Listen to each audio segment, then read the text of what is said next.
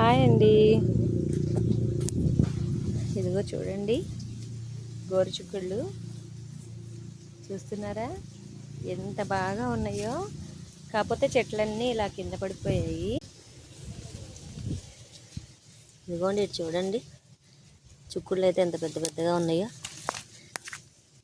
ఇదిగోండి, చెట్లు అయితే కింద పడిపోయి బాగా ఇలా అల్లుకుపోయాయో చూడండి. ఇదిగోండి, చాలా కాయలు కోసాము. తమకాయ అయితే ఒక కాయ ఉంది, ఇది ముదిరిపోతుందని చెప్పేసి కోసేసాను. ఇది సేమ్ చిక్కుడుకాయ లాగానే చాలా బాగుంటాయి.